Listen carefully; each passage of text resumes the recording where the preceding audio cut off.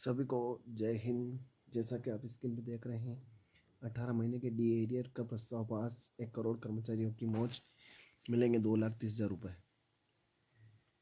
इसके ऊपर खबर विस्तार चर्चा कर लेते हैं, बने रहिए। केंद्रीय कर्मचारियों के लिए एक बड़ी खुशखबरी आई है। सरकार ने 18 महीने का डी एरियर देने का फैसला किया है। यह निर्णय लाखों केंद्रीय कर्मचारियों और पेंशन भोगियों के लिए राहत लेकर आया है। महंगाई भत्ते में बढ़ोतरी के साथ कर्मचारियों को पिछले 18 महीने का एरियर भी मिलेगा। इस लेख में हम डी एरियर के बारे में विस्तार से जानकारी देंगे। हम समझेंगे कि यह क्या है और कैसे गणना की जाती है और कर्मचारियों को कितना लाभ मिलेगा। साथ ही हम इस फैसले के पीछे के कारण और इसके प्रभाव पर भी चर्चा करेंगे। डी एरियर क्या है? डी एरियर या डियरनेस अलाउंस एरियर वह राशि है जो कर्मचारियों को पिछले समय के लिए बकाया महंगाई भत्ते के रूप में दे दी जाती हैं। जब सरकार डीए में बढ़ोतरी करती है तो यह बढ़ोतरी एक निश्चित तारीख से लागू होती है, लेकिन कई बार इस बढ़ोतरी की घोषणा कुछ महीने बाद की जाती है। इस स्थिति में कर्मचारियों को पिछले महीनों का डी एरियर मिलता है। डी एरियर की मुख्य विशेषता, विवरण और जानकारी। एरियर अवधि 18 महीने। लाभार्थी केंद्रीय कर्मचारी और पेंशन भोगी। डी ए बढ़ोतरी 4%, कुल 42 से 46%। लागू तिथि 1 जुलाई 2024। भुगतान तिथि अप्रैल 2025। संभावित लाभार्थियों की संख्या लगभग 50 लाख। अनुमानित खर्च 12,000 करोड़ रुपए। न्यूनतम वेतन 18,000 रुपये। डी एरियर की गणना कैसे की जाती है? तो डी एरियर की गणना कर्मचारी के मूल वेतन और डीए की बढ़ोतरी के आधार पर की जाती है। इस मामले में डीए 4% बढ़ाया गया है। गणना का सूत्र इस प्रकार है: डी एरियर बराबर मूल वेतन गुणित 4। डी एरियर बराबर मूल वेतन गुणित 4। उदाहरण के लिए, यदि किसी कर्मचारी का मूल वेतन 30,000 रुपये है तो उसका डी एरियर होगा 30,000 गुणित 4। 30,000 गुणित 4। डी एरियर से किसे लाभ मिलेगा? इस डी एरियर से निम्नलिखित वर्गों को लाभ मिलेगा: केंद्रीय सरकार के कर्मचारी, केंद्रीय पेंशन भोगी, रेलवे कर्मचारी, रक्षा मंत्री, केंद्रीय स्वायत्त निकायों के कर्मचारी। डी एरियर का भुगतान कब होगा? सरकार ने अभी तक डी एरियर के भुगतान की सटीक तिथि की घोषणा नहीं की है। हालांकि अनुमान है कि यह भुगतान अप्रैल 2024 तक किया जा सकता है। यह वित्तीय वर्ष 2024-25 की शुरुआत में होगा। डी एरियर का प्रभाव, आर्थिक प्रभाव। डी एरियर का भुगतान देश की अर्थव्यवस्था पर सकारात्मक प्रभाव डालेगा। बाजार में मांग बढ़ेगी।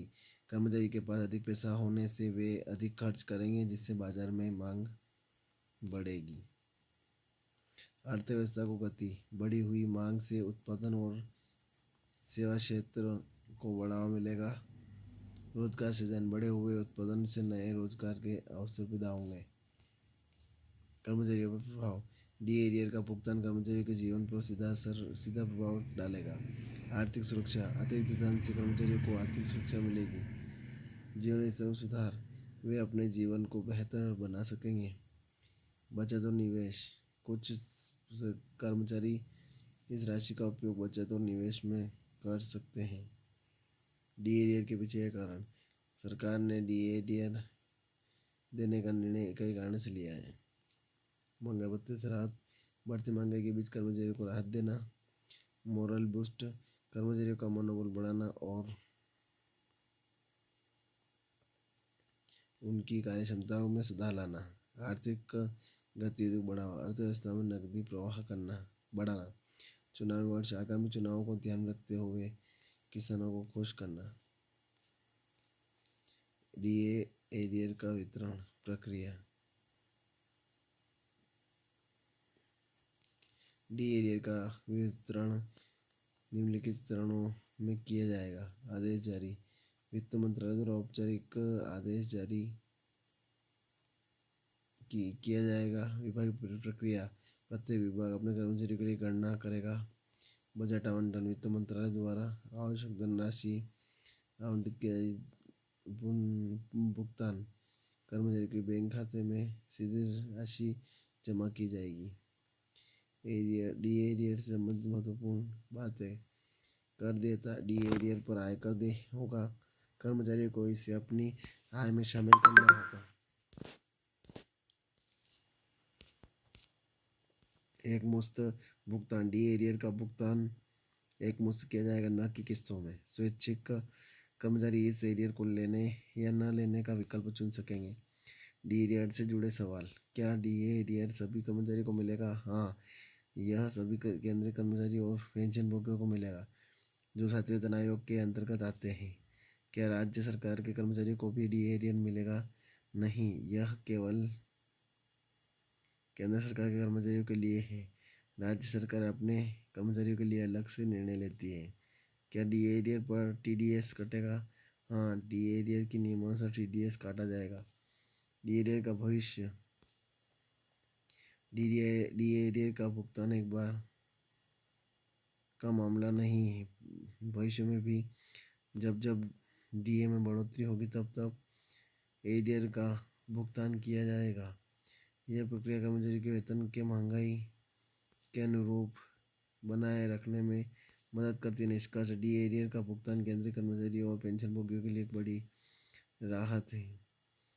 यह न केवल उनकी आर्थिक स्थिति को मजबूत करेगा बल्कि देश की अर्थव्यवस्था को भी गति प्रदान करेगा। हालांकि कर्मचारियों को इस अतिरिक्त धन का बुद्धिमानी से उपयोग करना चाहिए जिससे वे अपने भविष्य को और अधिक सुरक्षित बना सकें। तो ये खबर थी। ज़्यादा से ज़्यादा शेयर करें, लाइक करें, कमेंट करें आपको खबर कैसी लगी। आप मेरे चैनल पर नए हैं तो चैनल को सब्सक्राइब जरूर करें, बेल आइकन को प्रेस करें ताकि आने वाली वीडियो नोटिफिकेशन आप तक जल्दी पहुंच जाए। जय हिंद, जय भारत।